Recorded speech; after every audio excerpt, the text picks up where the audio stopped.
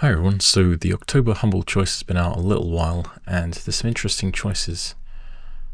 As ever, I've played the games and then written the script and completely forgotten to make the video. So let's have a look at what there is.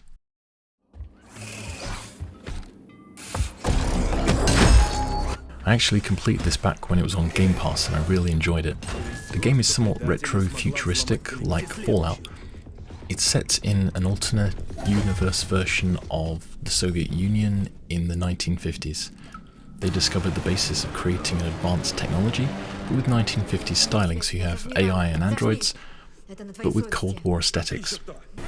It plays a bit like Fallout 4 meets Bioshock. You have some augmentations for power-ups and upgradable weapons. The only thing I didn't really like much was the English dubbing, but I found by going back to the initial menu I can set the spoken audio to Russian with English subtitles, which feels much more immersive. Though some folk online have said the Russian's just as bad as the English, I can't speak Russian so it sounds better to me. It's also noteworthy that this thing performs admirably on Steam Deck. When playing the intro, my frame rate was between 50 and 90 frames per second, though I can see that is going to dip once I get further in and everything is trying to kill me. I remember that later in you're swarmed by things trying to kill you, so you could see a performance drop. It's a somewhat controversial pick as the development was funded by the government, presumably in the same way other countries give grants to game studios. It might come across a bit propaganda-y, but no more than any other game based in a retro-futuristic America or England. Next up is V Rising. This is a survival RPG of sorts where you play a vampire trying to build and survive without burning alive in the day-night cycle. You can play online and join clans and fight it out for castle locations and bosses, or you can play privately by yourself with friends and not have to fight the entire planet. I'd recommend not hitting the world servers at first, at least so you can learn the skill trees, extra abilities, crafting, combat and everything else.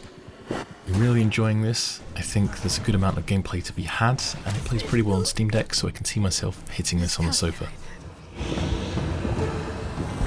This is the 2023 remake of System Shock, almost 30 years after the original 1994 game was released. I remember playing it at the time, but I don't recall going back since, though I remember System Shock 2 more. It retains the original's look and feel and keeps many of the mechanics, which to my mind was the right call. When you're making a nostalgia product, you don't want to sap away everything that gave it its charm. I'll be playing this more, and it also plays great on Steam Deck. Now this was the first game that didn't really engage me that much. It kind of got on my bad side right out of the gate with a ton of unskippable cutscenes. It also doesn't work at all on Steam Deck for some reason. It's got that Animal Crossing, Stardew, My Time at Portia, general JRPG feel to it. We've seen a million games recently where you're running around as the newcomer on an island to do XYZ. One of the things to put me off is how everything drains stamina, so you invariably need to find food or go home to nap. That's annoying enough in the real world, so I don't think it's something I want in a game. Cryptmaster is a dungeon RPG that does a lot of things right. You can play in real-time or turn-based mode, and I really appreciate that option. All of your combat is done through typing. You kill a mob and then you take 2 letters for their name to sort of fill out the next word each character that you're playing is looking for, like Scrabble or something. The writing's pretty funny. It asks how I felt and then I gave it a wildly inappropriate answer, and reply and subsequent follow-up was definitely funny. I won't spoil it for you or anything. I'll let you find it out for yourself. As you unlock more words for each character, you can get strategic and pick who is attacking, who's healing, and pick certain types of attacks for different fights. Helpfully, pressing 1 to 4 will show a list of words each character has unlocked, along with what that skill does. It's trickier on Steam Deck without a keyboard, but they did add a most recently used list so you can kind of quick select skills. Turn-based play might be the better option on Steam Deck, but overall it's great, especially with an actual keyboard. Somehow only the second game I didn't enjoy this month is Shogun Showdown. This game is turn-based and you get to use attack tiles to fight waves of enemies coming from all sides. It's a good game and it looks great and has a good soundtrack, but I just don't really feel the urge to play it. Hotel Renovator looks like it's trying to come for House Flipper's crown, but it fell short of the mark. Visually, it looks more realistic than House Flipper, but it's also buggier, if you can imagine that even being possible. The way you colour in a surface to apply a texture instead of having a square drag region gets annoying after the third time you accidentally click on a square in the next room and wipe out that room's wallpaper.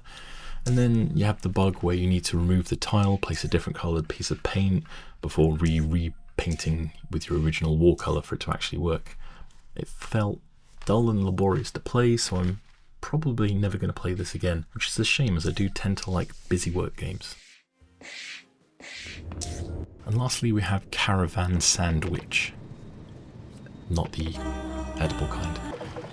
I'm not sure what I expected at first. You start in a space station before dropping down to the planet below to hang out with your friends, do tasks for the community, collect spare parts to make things and solve puzzles. I didn't expect to like it as much as I did, but it's a very low stress game.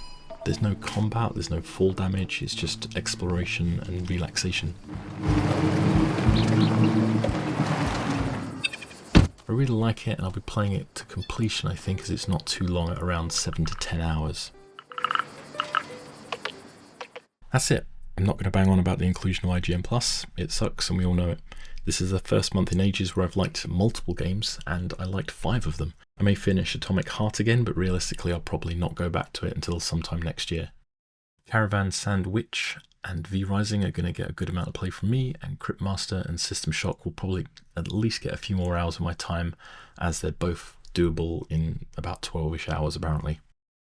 As ever, let me know in the comments what you think about the games on offer. Stay safe, and I'll see you next time.